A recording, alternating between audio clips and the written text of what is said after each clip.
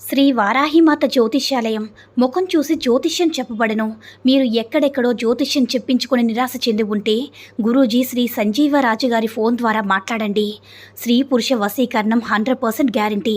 మీ పేరు బలము, మీ భవిష్యత్తులో జరిగేది జరగబోయేది చెప్పబడను. మీ కుటుంబ సమస్యలు, చదువు, ఉద్యోగం, మనశ్శాంతి, ఆరోగ్యము మరియు సకల సమస్యలకు కూడా పరిష్కారం చెప్పబడను. గురూజీ శ్రీ సంజీవరాజు గారి ఫోన్ నంబర్ 9398696950. ఓం సాయిరామ్. సమర్థ సద్గురు సాయినాథ్ మహారాజ్కి జై. సాయిబాబా భక్తులందరూ కూడా నమస్కారం అండి. సాయినాథుని ఆశీస్సులతో అందరూ కూడా సుఖంగా, సంతోషంగా, అష్టైశ్వర్య, ఆరోగ్య, అభివృద్ధితో ఉండాలని మనస్ఫూర్తిగా కోరుకుంటూ ఈరోజు ఈ వీడియోని మొదలు పెడుతున్నాను. ఈరోజు వీడియో ఏంటంటే, బిడ్డ ఆలస్యం చేయకుండా వెంటనే నా చేతిలో ఉన్న కుంకుమను తాకు బిడ్డ, అంతులేని శుభవార్త అనేది నీ చెవున పడుతుంది తల్లి అని మన బాబాగారు అయితే ఈరోజు మనకి చాలా చాలా అద్భుతమైనటువంటి సందేశంతో అయితే మన ముందుకు వచ్చారండి. మరి మన బాబాగారు ఈరోజు మనకి ఎలాంటి సందేశం అందించాలి అనుకుంటున్నారో ఆయన మాటల ద్వారానే విందాము.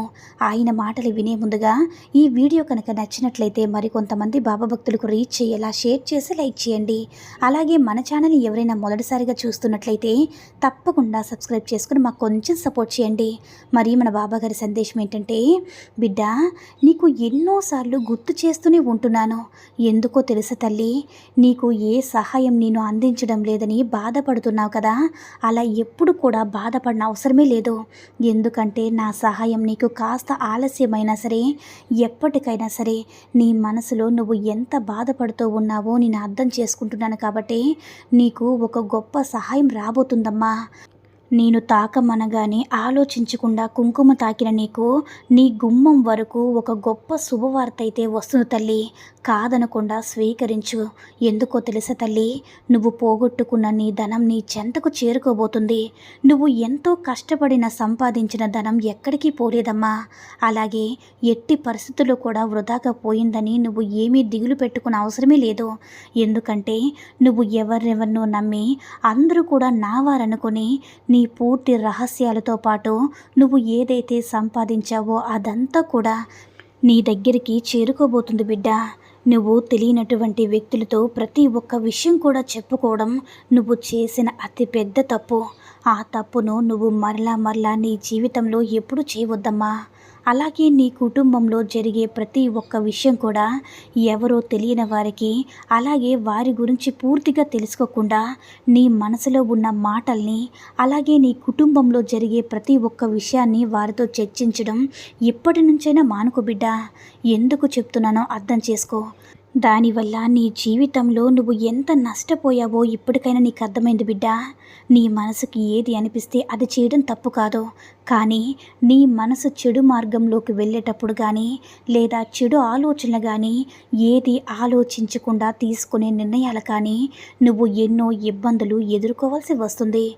కాబట్టి అలాంటప్పుడు కాస్త జాగ్రత్తగా ఆలోచించుకొని ఏం చేస్తున్నావో ఆ విషయంలో కాస్త దృష్టి ఉంచి నీ పనిపై నువ్వు శ్రద్ధ వహించు బిడ్డ. కొంతమంది ఉంటారు, నువ్వు ఏదైనా పని చేసుకుంటున్నప్పుడు దాని లేదంటే కాస్త ఎదుగుతున్నా కూడా నిన్ను ఏదో ఒక విధంగా అణగదొక్కాలని ప్రయత్నం చేస్తూ ఉంటారు. ఆ విధంగా వారు చేసే ప్రయత్నంలో భాగంగా అది నీ ఎదుగుదల దెబ్బతీసే విధంగా, లేదంటే నీ రాబడిని దెబ్బతీసే విధంగా చూస్తూ ఉంటారు బిడ్డ. నీ కుటుంబంలో ఉన్నవారి సంతోషం అంటే నువ్వు సంతోషంగా ఉంటే వారు ఓర్చుకోలేని విధంగా ఎన్నో ప్రయత్నాలు, ఎన్నో ఆటంకాలు వాళ్ళు సృష్టిస్తూ ఉంటారు తల్లి. ఇప్పటికైనా వారి గురించి తెలుసుకొని మేలుకో. ప్రతి ఒక్కరిని కూడా గుడ్డిగా నమ్మవద్దమ్మా. ప్రతి ఒక్కరిని కూడా నావారు అనుకొని నీ సొంత విషయాలను కూడా వారితో పంచుకోవద్దు. నువ్వు పొందుతున్న బాధల వల్ల, నీ ఎదురుగా ఉన్న సమస్యల వల్ల ఇప్పటికీ నువ్వు చాలా నలిగిపోయావు. ఇక లేనిపోయినటువంటి కొత్త ఆలోచనలు, కొత్త వారితో స్నేహాలు, అలాగే తెలియని ముఖం, తెలియని వారితో ఎక్కువగా నీ విషయాలు పంచుకోవడం వల్ల రాబోయే రోజుల్లో ఎన్నో ఇబ్బందులు పడుతూ ఉంటావు బిడ్డ. ఇది నేను నీ తండ్రి స్థానంలో ఉండి మరీ హెచ్చరించి మరీ చెప్తున్నాను. కాస్త జాగ్రత్తగా ఉండమ్మా. నీ బంధం విషయంలో కావచ్చు, నువ్వు ఎక్కువగా సంపాదించిన ధనం విషయంలో కావచ్చు, నువ్వు సంపాదించుకున్న ఏ విషయంలో అయినా సరే ప్రతి ఒక్కరితో కూడా చెప్పుకోవాల్సిన అవసరం లేదమ్మా. అలాగే నీ బంధంలో జరిగినటువంటి సంభాషణ విషయాలు కూడా వారితో చెప్పవసరం లేదు. ఎందుకంటే మీ ఇద్దరి మధ్య మరో వ్యక్తి తాకినప్పుడు మీ ఇద్దరి మధ్య ఎన్నో అపార్థాలు, ఎన్నో అవమానాలు, లేదంటే చిన్న చిన్న గొడవలు కానీ ప్రతి ఒక్కటి కూడా ఎదురయ్యే పరిస్థితి ఉంది. వాటికి కూడా కారణం నీకు తెలియకుండా నువ్వే అవుతావని నువ్వు తెలిసినప్పటికీ నిండా మునిగిపోయి నీ చుట్టూ ఎవరూ లేక నీ బంధాన్ని నువ్వు కోల్పోయి నువ్వు కష్టపడిన ధనాన్ని పోగొట్టుకుని ఏం చేయాలో అర్థం కాని పరిస్థితుల్లో ఏమిటి బాబా నా పరిస్థితి అని నువ్వు మాత్రం నన్ను నిలదీయొద్దమ్మా. ఎందుకంటే ఇప్పుడిప్పుడే నువ్వు కాస్త జీవితంలో ప్రతి ఒక్క బాధను కూడా చవిచూసి ప్రతి సమస్యను కూడా పోరాడి ఇప్పటి వరకు కూడా తట్టుకొని నిలబడ్డావు. ఇప్పుడిప్పుడే కాస్తంత నువ్వు జాగ్రత్తగా ఉండు. నువ్వు ప్రతి ఒక్కరిని కూడా నమ్మి నీ గురించి అన్ని విషయాలు చెప్పుకొని వారి వల్ల లేనిపోని కొత్త కొత్త సమస్యలు ఎప్పుడు కూడా సృష్టించుకోవద్దు బిడ్డ. ఇక నువ్వు సంపాదించిందంతా కూడా వృధా అయిపోయిందని చాలా బాధపడ్డావు కదా తల్లి. ఎవరినో నమ్మి మోసపోయి అంత ధనాన్నంతా కూడా పెట్టుబడిని పెట్టి ఇప్పటికే నష్టపోయానని చెప్పి ప్రతిరోజు కూడా బాధపడుతున్నావు కదా. బాబా, నేనేమి కూడా అన్యాయంగా అక్రమంగా సంపాదించిన ధనం కాదు కదా. కేవలం నాకు నేనుగా సంపాదించిన ధనం మాత్రమే. ఆ సంపాదన వృధా కానివ్వకుండా నా చేతికి అందివ్వమని కదా నువ్వు అడిగింది. మరి నీ జీవితంలో ఇప్పటి వరకు ఏదైతే సంపాదించావో ఆ సంపాదనతో పాటు ఎప్పటి వరకు నీ మంచి మనసుతో ఏదైనా ఆదుకున్నా, అలాగే ప్రతి ఒక్కరికి కూడా ఏదో ఒక సహాయాన్ని అందించావు. ఆ మంచితనం వల్ల నీకు ఇంకా మంచి లాభాన్ని కలిగించే విధంగా నీ బాబా నీకు గొప్ప సహాయాన్ని అందించబోతున్నాడు. అతి త్వరలోనే నువ్వు చేస్తున్న పనిలో ఇంకా నువ్వు గొప్ప సహాయాన్ని పొందబోతున్నావమ్మా. మంచితనం అనే ముసుగులో కొందరు నీ చుట్టూ ఉండి నటిస్తారు. నీ గురించి అన్నీ తెలుసుకుంటారు. బంధాలు వాటి విలువలు తెలియని వారే జీవితంలో నీకు పరిచయం అవుతున్నారు. కాబట్టి అలాంటి వారిని ఎక్కువగా నమ్మి సర్వం కోల్పోయిన తర్వాత జీవితం అంటే ఏంటో, వారంటే ఏంటో, నిన్ను నువ్వు ఎలా నాశనం చేసుకున్నావో తెలిసి కూడా వాళ్ళతో ఎన్ని విషయాలు చెప్పుకున్నావు కదా.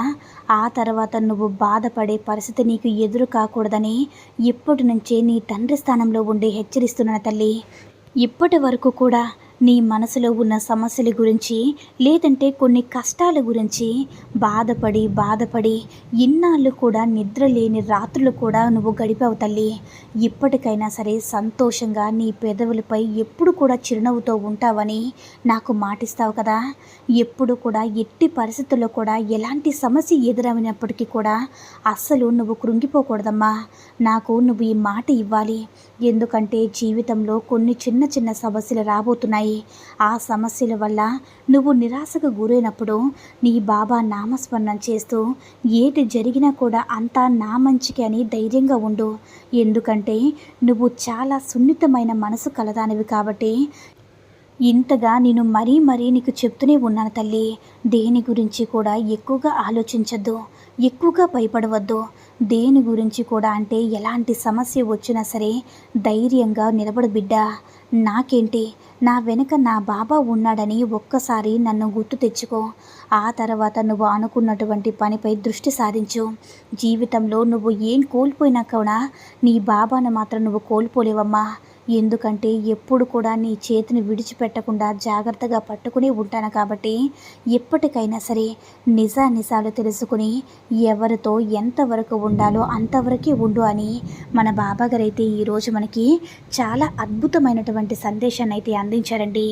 సాయి మహిమల ద్వారా వచ్చిన ఈ సందేశం మీ అందరికీ కూడా నచ్చిందని అనుకుంటున్నాను. ఈ వీడియో కనుక నచ్చినట్లయితే మరికొంతమంది బాబా భక్తులకు రీచ్ చేయేలా షేర్ చేసి లైక్ చేయండి. అలాగే మన ఛానల్ని ఎవరైనా మొదటిసారిగా చూస్తున్నట్లయితే తప్పకుండా సబ్స్క్రైబ్ చేసుకొని మాకు కొంచెం సపోర్ట్ చేయండి. సర్వేజన సుఖినో భవంతు. జై సాయిరామ్.